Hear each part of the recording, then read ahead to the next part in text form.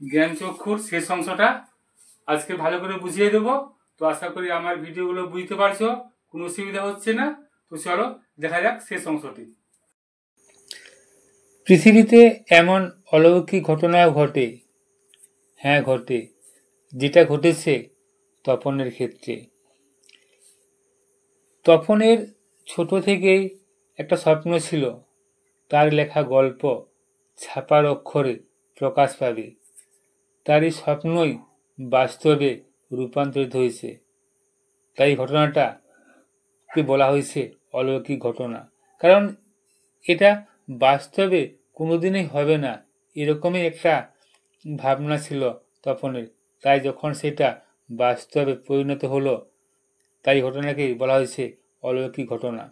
তা ঘটেছে, সত্যি ঘটেছে। সূচিপত্র নাম রয়েছে প্রথম দিন, গল্প শ্রী তপন কুমার রায়। সারা বাড়িতে সরগোল পড়ে যায়। তপনের লেখা গল্প পত্রিকায় ছাপা হয়েছে। তো সরগোল পড়ে যাওয়ার কারণ হচ্ছে যে দীর্ঘ একটা প্রতীক্ষার পর, দীর্ঘ প্রতীক্ষার অবসান ঘটিয়ে তপনের যে কাঁচা হাতের গল্প, সেটা সন্ধ্যা তারা পত্রিকায় প্রকাশ পেয়েছে। আর এতেই সারা বাড়িতে সরগোল পড়ে গেছে। কারণ তপনের বয়স অনুপাতে তার যে সৃষ্টিকর্ম, তার যে সৃষ্টি, এজন্যই সকলে মন্দ মধুর আলোচনায় সরব হয়ে ওঠে এবং সারা বাড়িতে সরগোল পড়ে যায়। ওর লেখক মেসো ছাপিয়ে দিয়েছে পত্রিকাটি, সকলের হাতে হাতে ঘোরে। সকলেই একবার করে চোখ বোলায় আর বলে, বারে চমৎকার লিখেছে তো। তাহলে এই যে পত্রিকায় ছাপা হয়েছে তপনের গল্প, এই পত্রিকাটা সবার হাতে হাতে ঘোরে, কারণ সেই গল্পটা দেখার জন্য। ছোট্ট তপন তার যে যে একটা স্বপ্ন ছিল গল্প লেখা, সেই গল্প লিখেছে এবং তার গল্প পত্রিকায় প্রকাশ পেয়েছে। তাই বাড়ির লোকেরও আনন্দ আর ধরে না, তাই সবাই একবার করে সেই পত্রিকাটি হাতে হাতে নিয়ে পড়তে থাকে। সকলে একবার করে চোখ বোলায় আর বলে, বারে চমৎকার লিখেছে তো। অর্থাৎ গল্পটা পড়ে সবারই মনে খুব আনন্দ হয়েছে। মেসো অবশ্য মৃদু মৃদু হাসেন, বলেন, একটু আধটু কালেকশন করতে হয়েছে অবশ্য, নেহাত কাঁচা তো। মাসি বলে, তা হোক, নতুন নতুন আমন হয়। তাহলে মেসো মৃদু মৃদু হাসে, নিজেই মনে মনে হাসে, কারণ একটু কালেকশন অর্থাৎ সংশোধন করতে হচ্ছে, যেটা মেসোই করে দিয়েছে। আর মেসো করেছে বলে সে মনে মনে হাসছে, যে কি কালেকশন করছে একমাত্র সেই বোঝে। নেহাত কাঁচা তো, অর্থাৎ সেই তো প্রথম লিখছে তখন, তাই বলছে নেহাত কাঁচা তো। মাসি বলে, তা হোক, নতুন নতুন অমন হয়। অর্থাৎ মাসি সাপোর্ট করছে তপনকেই, কারণ সেটা কাঁচা হাতের লেখা, প্রথম প্রথম একটু এরকম হয়, তাই বলছে মাসি। তা হোক, নতুন নতুন অমন হয়। ক্রমশ কথাটাও ছড়িয়ে পড়ে ওই কালেকশানের কথা, অর্থাৎ কালেকশন যে করা হয়েছে, তপনের যে লেখাটা মিশো কালেকশন করেছে, কালেকশনের পরেই যে ছাপানো হয়েছে গল্পটা, এই কথাটা কি হয় না আস্তে আস্তে বাড়িতেও ছড়িয়ে পড়ে। বাবা বলেন, তাই, তা না হলে ফট করে একটা লিখলো আর ছাপা হলো। অর্থাৎ বাবারও তপনের প্রতি পুরো বিশ্বাস ছিল না। যখন শুনলো ওই কালেকশনের কথাটা, তখন বাবা যে মনে মনে যে কথাটা ছিল, ভাবটা ছিল, সেটাই প্রকাশ করে দিল। তা না হলে ফট করে একটা লিখলো আর ছাপা হয়ে গেল। অর্থাৎ গল্প লেখা এবং গল্প ছাপানোটা দুটো এক জিনিস নয়। গল্প গল্প লিখলে যে ছাপা হবে তার কোনো কথা নয়। গল্প যদি ভালো হয় তবেই ছাপা হবে। তাই তপনের বাবা ভেবেছিল যে ওর কাঁচা হাতে কি গল্প ছাপা হয়। মনে মনে একটা সন্দেহ ছিল, কিন্তু সেই সন্দেহটাই কি হলো, বাস্তব রূপ নিল যখন শুনলো ওই কালেকশনের কথাটা। তাই বলল যে ফট করে একটা লিখলো আর ছাপা হলো। মেজো কাকুও বলেন, তা ওরকম একটা লেখক মেসো থাকা মন্দ নয়, আমাদের থাকলে আমরাও চেষ্টা করে দেখতাম। অর্থাৎ তার মেজো কাকুও কি বলল না, ওরকম একটা লেখক মেসো, অর্থাৎ তপনের যে ছোট মেসো, যার অনুপ্রেরণায় তপনের গল্প লেখা এবং ছাপা হয়ে বেরিয়ে আসা, এরকম একটা মেসো যদি থাকতো মেজো কাকুর সময়ও, তাহলে মেজো কাকুও কি করতো না, গল্প লেখার একটা চেষ্টা করতো যে তার গল্প ছাপানো হয় কিনা। ছোট মাসি আত্মপ্রসাদের প্রসন্নতা নিয়ে বসে বসে ডিম ভাজা আর চা খায়, মিস শুধু কফি। অর্থাৎ ওই যে যখন তপনের গল্প ছাপানোর তপনের যে গল্পটা সন্ধ্যা তারায় পত্রিকায় প্রকাশ হয়েছে, এই কথাটা যখন সবারই মুখে মুখে ঘুরছে, সেই সময় ছোট মাসি কী করছিল না, আত্মপ্রসাদ অর্থাৎ নিজেকে নিয়ে যে অহংকার মানে গর্ব, আত্মপ্রসাদ মানে হচ্ছে নিজেকে নিয়ে অহংকার, সেই অহংকারে আনন্দ উৎফুল্ল হয়ে বসে বসে ডিম ভাজা আর চা খাচ্ছে। আর সেই সময় মেসো শুধু কফি খাচ্ছে। আজ আর অন্য কথা নেই। অন্য কথা নেই মানে ওই তপনকে ছাড়া, তপনের গল্প ছাপানো ছাড়া অন্য কোনো কথা আর বাড়িতে হচ্ছে না আজ। যখন সন্ধ্যা তারা পত্রিকায় তপনের গল্পটা ছাপানো হয়েছে, সেই গল্পটা নিয়েই কথা হচ্ছে, এর বাইরে অন্য কোনো কথা আর হচ্ছে না। শুধু তপনের গল্পের কথা আর তপনের নতুন মেসোর মহত্বের কথা। মহত্বের কথা কেন? তপনের ছোট মেসো না থাকলে সন্ধ্যা তারায় পত্রিকায় তপনের গল্প কিছুতেই প্রকাশ হতো না। তাই এদিক দিয়ে মেসো একটা মহত্বের কাজ, একটা ভালো কাজ করেছে। তাই এখানে বলা হচ্ছে কি না, তপনের নতুন মেসোর মহত্বের কথাও যেমন দিকে বলা হচ্ছে, আর সেরকম তপনের গল্প সন্ধ্যা তারা পত্রিকায় প্রকাশ হওয়ার কথাও আলোচনা হচ্ছে। এর বাইরে অন্য কোনো কথা আর বাড়িতে হয়নি সেদিন।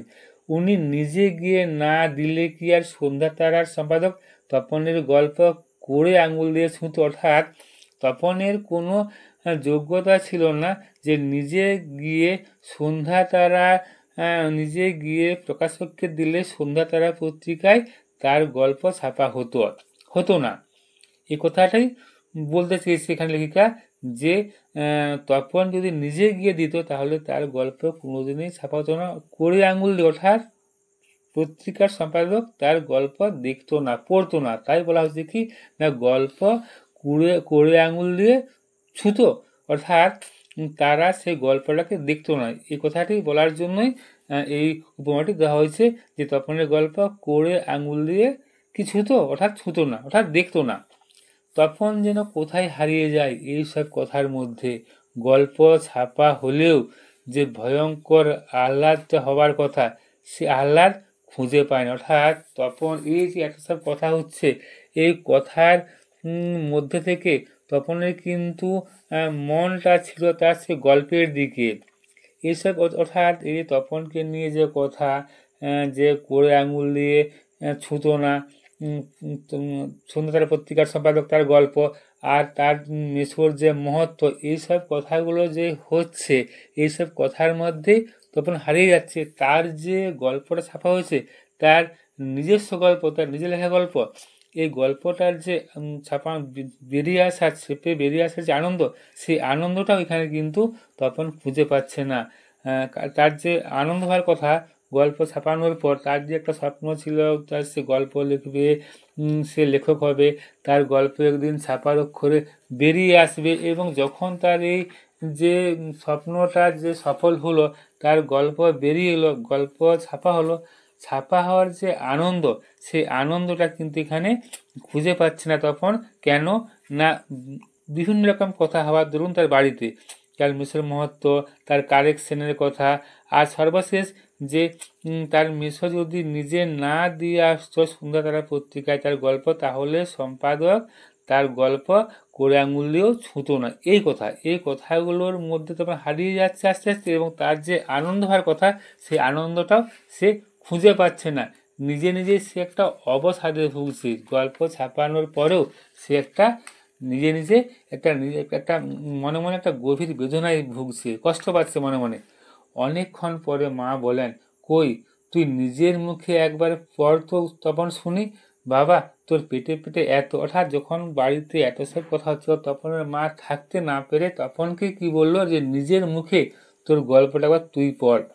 বাবা, তোর পেটে এত, অর্থাৎ তার মনে মনে এত শয়তান, অর্থাৎ তার যে সুপ্ত প্রতিভা, তার ভিতরে যে একটা সুপ্ত প্রতিভা আছে, সেই প্রতিভাটাকেই বোঝানোর জন্য বলছে, বাবা তোর পেটে এতক্ষণে বইটা নিজের হাতে পাই তপন।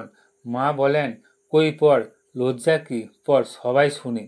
তপন লজ্জা ভেঙে পড়তে যায়। অর্থাৎ তপন যে একটা লজ্জা ছিল, তপনের নিয়ে যেসব কথাবার্তা হচ্ছিল, যে সত্যি তপনের হবে, তপনের মধ্যে একটা প্রতিভা আছে, সুপ্ত প্রতিভা আছে, এটা তার মা বলেছিল। এই কথার মধ্যেই যখন তপন হারিয়ে যাচ্ছিল, সেই সময় মা বলেন, কই পড়, লজ্জা কি, পড়, সবাই শুনি। অর্থাৎ গল্পটা পর আমরা সবাই শুনি।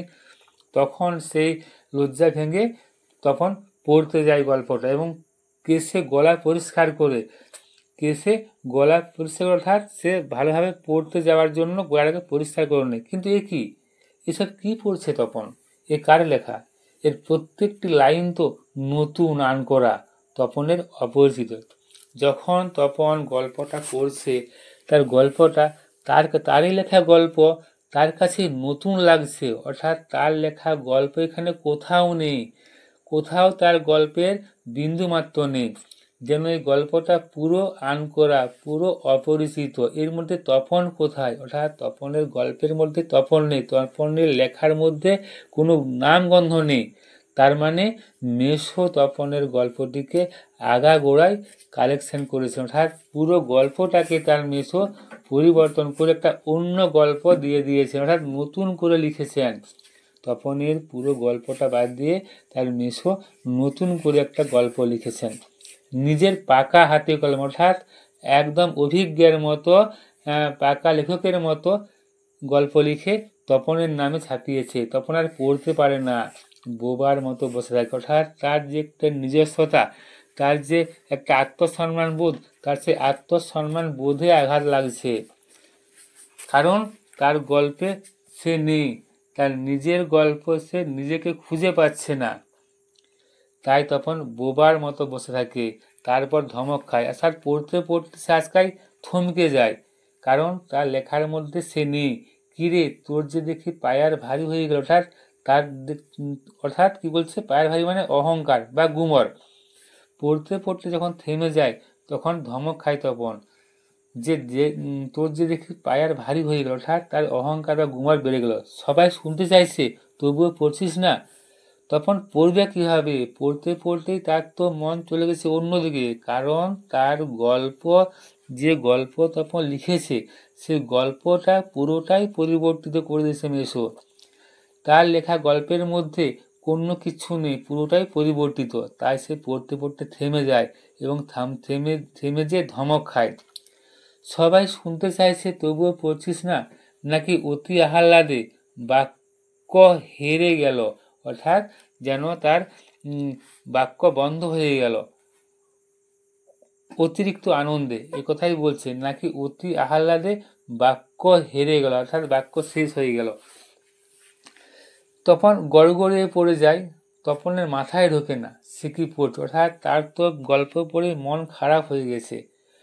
সে কি পড়ছে, সে কি পড়ছে, কি করছে, সে জ্ঞান তার হারিয়ে গেছে, তার বোধটুকু হারিয়ে গেছে গল্প দেখে। তাই সে বাধাহীনভাবে গড়গড়িয়ে মানে বাধাহীনভাবে পড়ে যায়। তপনের মাথায় ঢোকে না সে কি পড়ছে, তবু ধন্ডি পড়ে যায়। গল্প পড়তে পড়তে তপনের মাথায় নাই ঢুকুক, কিন্তু বাকি যারা শুনছে তাদের মধ্যে একটা তপনের নামে ধন্ডি রব পড়ে যায়। এত সুন্দর গল্প তারা শুনছে, যারা গল্প শুনছে তারা তো জানে না যে তপন কি লিখেছে, কিন্তু তপন যে কি লিখেছে তপন সেটা জানে। তাই তপনের এদিকে বাক্য হারা হয়ে যায়, আর তপনের নামে কি হয় না, ধন্ডি রব পড়ে যায় তার বাড়ির মধ্যে গল্পটা শুনে। আর একবার রব ওঠে, তপনের লেখক মেসো তপনের গল্পটি ছাপিয়ে দিয়েছে। তপন বইটা ফেলে রেখে চলে যায়। তপন ছাদে উঠে গিয়ে শার্টের তলাটা তুলে চোখ মোছে। তপনের মনে হয় আজ যেন তার জীবনের সবচেয়ে দুঃখের দিন। কেন তা জানে না তপন। অর্থাৎ তপন পড়তে পড়তে আর পড়তে পারে না, তার নিঃশ্বাস বন্ধ হয়ে আসে, দম আটকে যায়, সে কাঁদতে পারে না সবার সামনে। তাই তপন ছুটে গিয়ে ছাদে উঠে গিয়ে শার্টের তলাটা তুলে চোখ মুছে। তপনের মনে হয় আজ যেন তার জীবনের সবচেয়ে দুঃখের দিন। তো সবচেয়ে দুঃখের দিন কেন না, মাসির উৎসাহ আর প্ররোচনায় তপনের লেখক মেসো তপনের কাঁচা হাতের লেখাটি ছাপিয়ে দেয় সন্ধ্যা তারা পত্রিকায়। কিন্তু পত্রিকায় প্রকাশ হওয়ার পর তপন দেখে তার পুরো গল্পটাই মেসো পরিবর্তন করে সে নিজেই নতুন একটা গল্প লিখে দিয়েছে তপনের নামে। গল্পে শুধু তার নামটুকুই আছে, অথচ সেই গল্পে তপন কোথাও নেই, তপনের লেখা কোথাও নেই। এই ঘটনায় তপনের অন্তরে আঘাত করেছে। লজ্জায়, অনুতাপে, আত্মসম্মানহীনতায় সে সকলের কাছ থেকে পালিয়ে ছাদের অন্ধকারে একলা দাঁড়িয়ে কেঁদে ফেলেছে। নিজের কাছে নিজেই এভাবে ছোট হয়ে যাওয়ায় তার মনে হয় তার জীবনের সবচেয়ে দুঃখের দিন তার। কারণ তার আত্মসম্মান বোধটা অনেক বেশি। আমরা গল্পটা পড়ে বুঝেছি তার আত্মসম্মান বোধটা খুবই বেশি। তার কাছে এই আত্মসম্মান বোধের জন্যই লজ্জায়, অনুতাপে সে গুমড়ে কেঁদেছে। আর তার মনে হয়েছে তার জীবনের সবচেয়ে দুঃখের দিন আজকেই। কেননা কেন যে দুঃখের দিন সেটা আমরাও বুঝতে পারছি আজকে তপনের গল্পটা পড়ে। শুধু এই দুঃখের মুহূর্তে গভীরভাবে সংকল্প করে তপন এই দুঃখের মুহূর্তে এইখানে দাঁড়িয়ে সে প্রতিজ্ঞা করে, কি করে না, যদি কখনো লেখা ছাপতে দেয় তো তপন নিজে গিয়ে দেবে। অর্থাৎ আর মেসোকে দিয়ে বা অন্য কাউকে দিয়েই সে তার গল্প ছাপাতে দেবে না। নিজের কাঁচা লেখা ছাপা হোক না হোক, অর্থাৎ নিজের যে কাঁচা লেখা, অর্থাৎ খুব একটা ভালো সে লিখতে পারে না, এখন সে বুঝতে পারছে, ওই যেমনই লেখা হোক সে লেখায় সে নিজে গিয়ে দেবে প্রকাশ করার জন্য। তাতে ছাপা হবে না হবে। অর্থাৎ তার আত্মসম্মান বোধ আবার জেগে উঠেছে। তপনকে যেন আর কখনো শুনতে না হয় অমুক তপনের লেখা ছাপিয়ে দিয়েছে। অর্থাৎ গল্প লেখা থেকে ছাপানো পর্যন্ত তপনকে অনেক কথাই শুনতে হয়েছে, যে তার মেসো ছাপিয়ে দিয়েছে, তার মেসো যদি না যেত তপনের গল্প সম্পাদক করে আঙুলেও ছুঁতো না। এই যে কথাগুলো তপনের অন্তর মনে আঘাত লেগেছে। আর তারপর যখন গল্পটা ছাপা হয়ে বেরিয়ে এসছে তপন পড়েছে এবং পড়ে দেখেছে যে তার গল্পে সে কোথাও নেই, তখন সে আরও বেশি আঘাত পেয়েছে। একদিকে তার কথাগুলো মনে আঘাত পেয়েছে তার কথাগুলো শুনে, আর অন্যদিকে তার যে লেখা গল্প সে দিয়েছিল মিশোকে, সেই গল্পের বিন্দুমাত্র তার মধ্যে নেই, সেই গল্পের মধ্যে নেই। পুরো নতুন গল্প তার মিশো ছাপিয়ে দিয়েছে তার নামে। এখানেও যেন তপনের আত্মসম্মানের আঘাত লেগেছে। তাই সে প্রতিজ্ঞা করেছে যে গল্প তার যেমনই হোক সে নিজে গিয়ে ছাপাতে দেবে সম্পাদকের কাছে গিয়ে, সেই গল্প ছাপা হোক বা নাই হোক। আর তপনকে যেন নিজের গল্প পড়তে বসে অন্যের লেখা লাইন পড়তে না হয়, তার চেয়ে দুঃখের কিছু নেই, তার থেকে অপমানের কিছু নেই। বয়স অনুপাতে তপন একটু বেশি সংবেদনশীল। সমবয়সী ছেলেমেয়েদের মতো রাজা রানী, খুন, জখম ও অ্যাক্সিডেন্ট নিয়ে না লিখে তার ব্যক্তিগত জীবনের অভিজ্ঞতা, তার অনুভূতি নিয়ে সে গল্প লেখে। তপনের আত্মমর্যাদা বোধ ছিল প্রবল। তার গল্প ছোট মেসো কালেকশনের নাম করে আগাগোড়ায় বদলে দিয়ে তপনের লেখক সত্তাকে আহত করেছে, তার মনে আঘাত করেছে। সে মনে মনে শপথ নিয়েছে ভবিষ্যতে লেখা ছাপাতে হলে সে নিজে গিয়ে লেখা দিয়ে আসবে পত্রিকা অফিসে। তাতে যদি তার মতো নতুন লেখকের লেখা ছাপা না হয় তাতেও তার দুঃখ নেই। এই গল্পে তপনের মধ্যেও সব শিশুর মতোই আশা, আকাঙ্ক্ষা, স্বপ্নভঙ্গ, কল্পনা, বাস্তব, আনন্দ, অভিমানের টানাপোড়েন দেখা যায়। তবে তার চরিত্রের বিশেষ কিছু বৈশিষ্ট্য তাকে আলাদা করে রেখেছে এই গল্পে। এই পর্যন্তই আজ। এর পরের দিন আবার নতুন ভিডিও নিয়ে, নতুন কোন টপিকস নিয়ে আমি চলে আসবো। তোমরা যদি নতুন হয়ে থাকো তাহলে সাবস্ক্রাইব করে দেবে পরের ভিডিও সবার আগে তোমার কাছে পৌঁছে যাওয়ার জন্য।